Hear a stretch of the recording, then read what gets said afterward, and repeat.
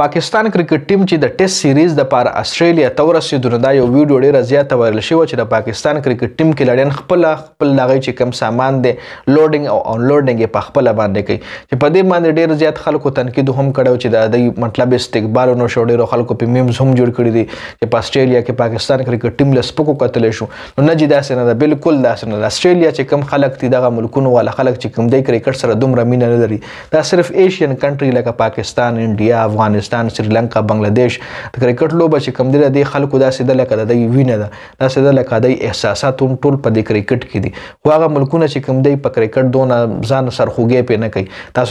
تاسو له معلومه چې کله استرالیا ورلډ کپ وګټلو او واپس خپل ملک ته لاړو نو هغوی د خپلو کھلاړیانو استقبال نه کړی چې ورلډ کپ یې ورله ګټلی و جي نو بیا د پاکستان کرکټ ټیم به څه استقبال وکړي چې هغوی له به څه ایرپورټ له راشي او جنډۍ به لهراو کړي او یا به هغوی له کمې داسې څیرې واچوي چې تاسو راغئ او زموږ ملک کې ټیسټ میچونه کوئ نه جي د هغوی کرکټ کې دومره انټرسټ نشته د استرالیا د عوامو فوټبال سره یې شوق شته د فوټبال کھلاړیان هم وختي د فوټبال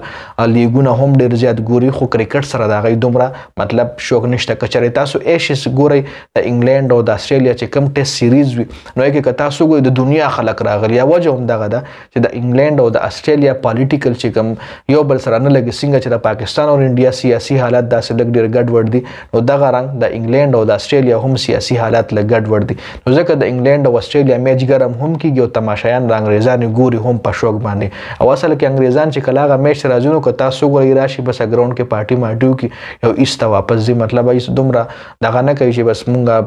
کرکټ ته بس هغوی هر څه ویلي دا خو مونږ په ایشین کنټري والا چې کوم خلک دي ښه اوس دې ځای کې ورانه چې کومه ده نو هغه د پاکستان کرکټ بورډ نه ده په کار پاکستان کرکټ بورډ له چې هغوی ارینجمنټ کړی چونکه یې له پته نه ده چې استرالیا عوام دغه رنګې دی د استرالیا بورډ خو زموږ ذمهوار نه دی چې د استرالیا بورډ به موږ له نوکران هم رالېږي چې لاړ شئ پاکستان کرکټ ټیم به راځئ سره بیګونه یوسئ یا فلانی وکړئ یا ډینګړی وکړئ نو دغه خبره پکې هم نشته او بل په استرالیا کې د پاکستان سفارتخانه هم شته که چېرې پی سی بي څه ارینجمنټ نه کړی نو په کار سفارتخانې له چې هغوی څه ارینجمنټ کړی او څه کسان یې ورله ارینج کړي چې دغه رنګ خو بیا هم د ډزنټ میټر دا چې د دنیا کھلاړیان خپل سامان په خپله اوچتوي نو که د پاکستان کھلاړیان اوچت کو څه چلو شو او دا څه په فرست ټایم نه دی شوي د استرالیا خپل کھلاړیان هم په استرالیا کې خپل سامان په خپله کیري کوي دا نه چې عوام ورسره راځي او غټ قطار ورسره د نوکرانو لګېدلي یو زموږ ټیم سره دومره ډېر ایکسټرا کسان تللي دي ایکسټرا کسان ورسره تللي دي جي په دغه دوره باندې چې دومره غټ لیسټ 100 خو ګوره کھلاړیان تللي 117 کھلاړیان تللي او 117 ورسره تقریبا منیجمنټ سټاف تللی دی چې کې کوچ دی او هیډ کوچ دی او فلانی دی او ډینګړی دی او سوشل میډیا کوارډینیټر او میډیا کوارډینیټر او مساجر او تراپیسټ او د 100 کسان جي هغه لیسټ که چېرې تاسو وکتو نو خندا به هم درشي 117 پلیران تللي 117 پلیرانو سره بیا 117 چې کوم دی منیجمنټ تللی دی دې نه علاوه د پاکستان کرکټ ټیم چې کوم کھلاړیان دی ځان سره ښځې هم بوتلي دي پکې میجارټي پکې داسې ده حفیظ ګوره ځان سره خپله ښځه هم بوتلې چې حفیظ کوچ دی نو داسې ډېر کھلاړیانو پکې ځان سره ښځې هم بوتلي دي چې نو ډزنټ میټر خیر خو دا کې څه د خندا نشته چې خپل سامان یې په خپله اوچت کو